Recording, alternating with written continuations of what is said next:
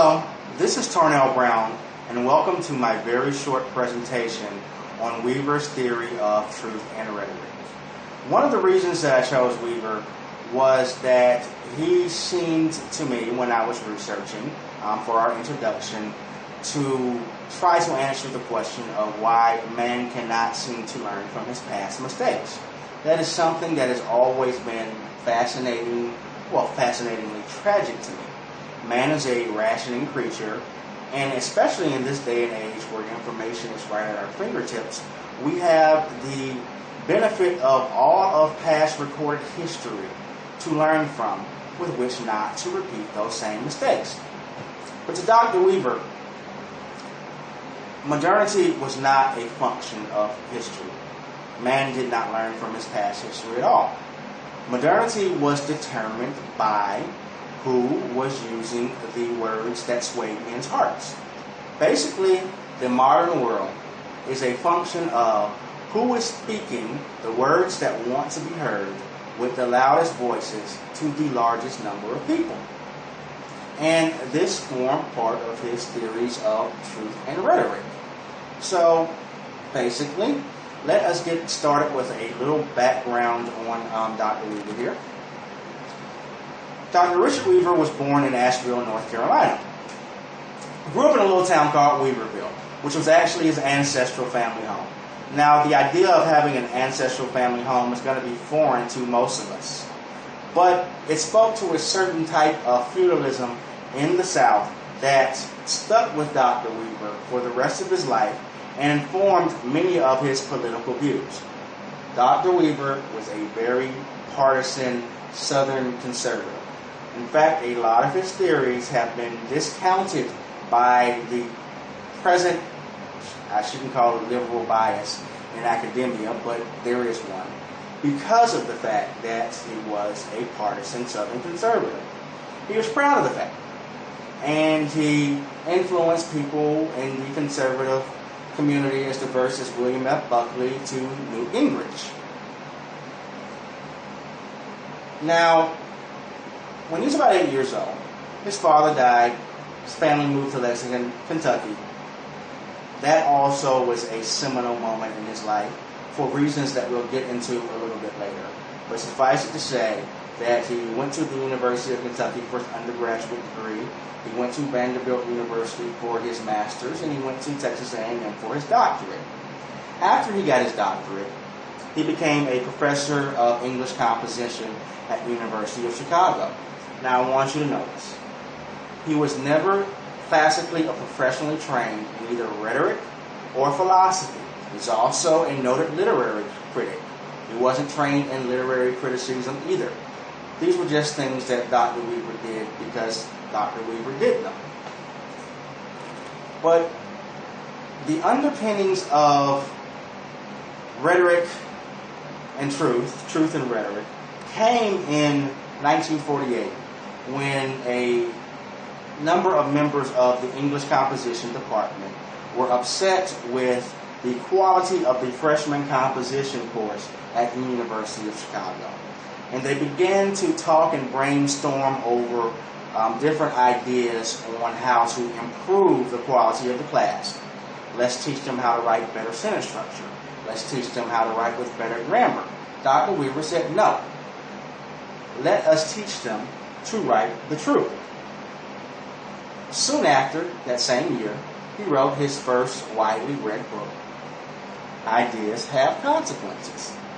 And in Ideas Have Consequences, he decried what he felt was the moral decay of the West that stemmed from the 14th century transition from a belief in divinely inspired universal truths to the theory of nominalism espoused by, ironically, monk and philosopher William of Ockham. You might have heard of Occam's razor, slice everything down to its simplest proportion. And the simplest explanation is always the right explanation. Well, this basically is what nominalism does to everything. So it takes the majesty and the mystery out of once was sacred and divine. This was part of the movement of the Enlightenment, which was not a great period as far as Dr. Weaver was concerned.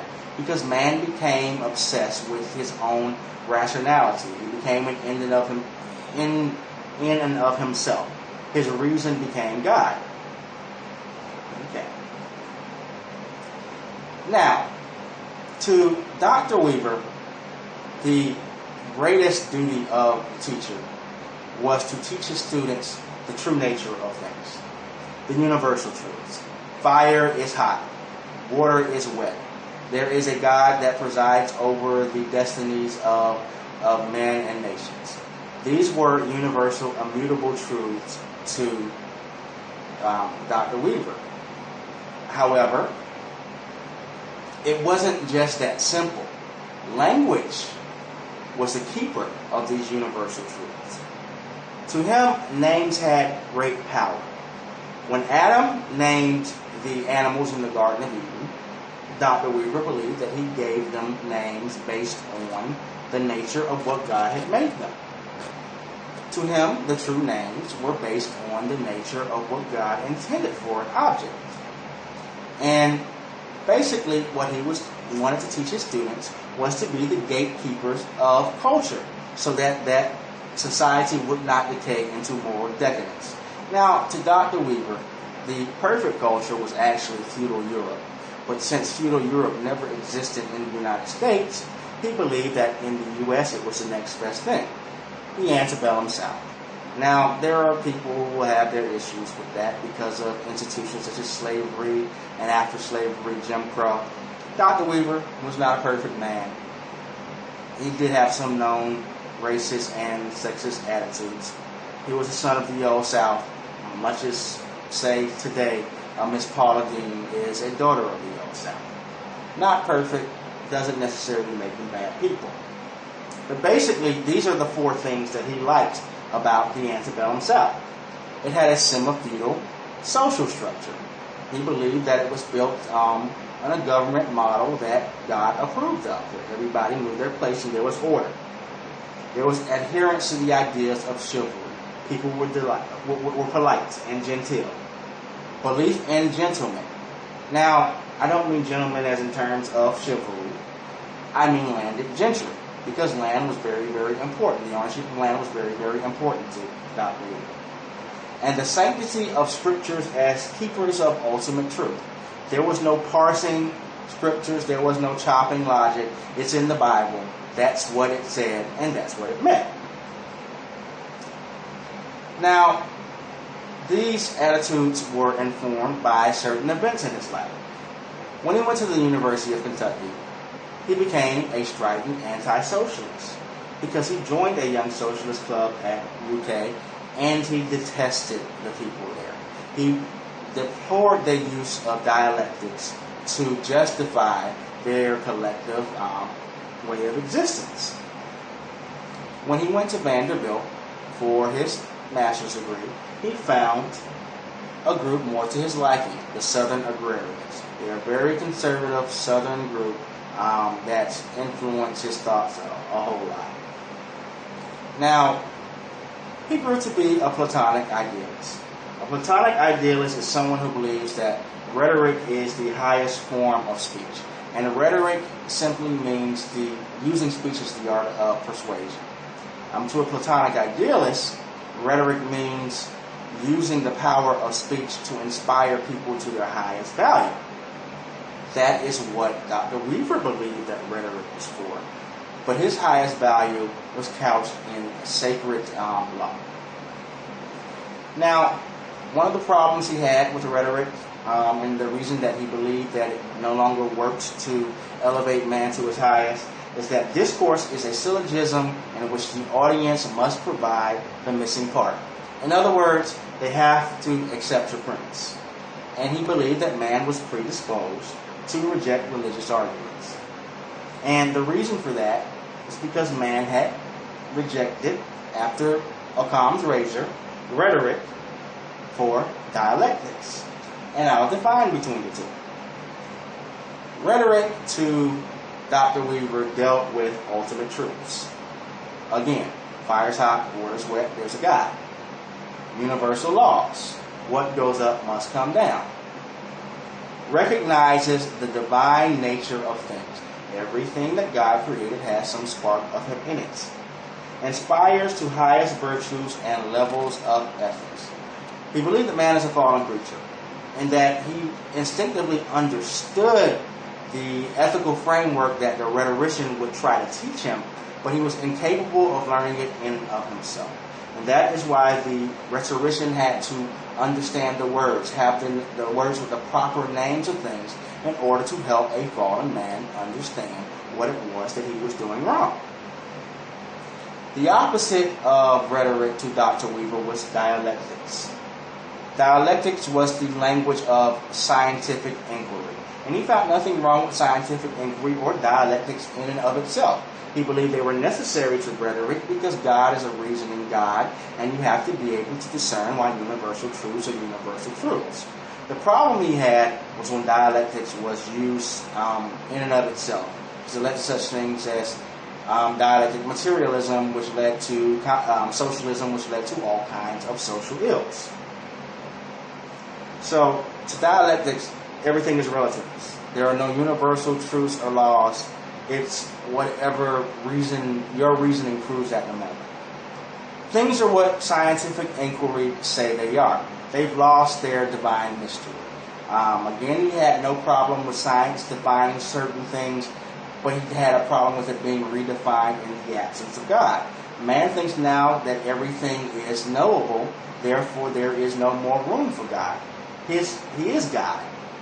It's basically as if he himself is fulfilling the promise that the serpent deceitfully gave Eve in the garden. Man's reason is the ultimate power. Scientific inquiry means there's no need for godly mystery anymore. Shoot, to the side. Nietzsche. God is dead, all things are permissible. The highest virtue is whatever reason decides. So whatever your reason decides is your highest virtue, that's what you go after. Okay?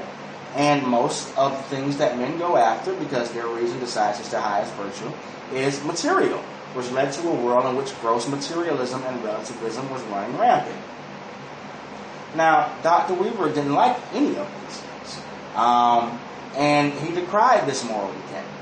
And he said basically this. Man does not learn from his history because he has gotten rid of his belief in the divine nature of things. So he is listening to whoever has the loudest voice at the time. And the reason that he could be fooled by that voice is because he no longer understood the divine nature of all things. He no longer understood the proper words. So basically what the rhetorician had to do was use the proper meaning of things to show the fallen man the error of his ways. The problem with that, of course, is that most men these days, and back in Dr. Weaver's days too, reject overtly religious arguments. So he had to be able to somehow convince him of the truth of the argument and get him to see the divine spark in things without being overtly religious about it. So basically, until the keepers of the words could teach a new generation to spread out, because that's what he saw his role as an instructor as, to spread out and take the conservative doctrine out in a manner in which it could be understood and accepted. You would have a world in which ravages such as World War II and the Great Depression could occur. He did not believe that such a thing could occur in a place like the feudal South. I don't know how logical that is, but I think that Dr. Weaver has a great deal of truth in his reasoning as to why man does not learn from his past. Think about this. A man, short on political experience, and bereft of any solid ideas or promises, came into office based on a promise of change you can believe in. Dialectics, not rhetoric. Thank you, and you have a blessed day.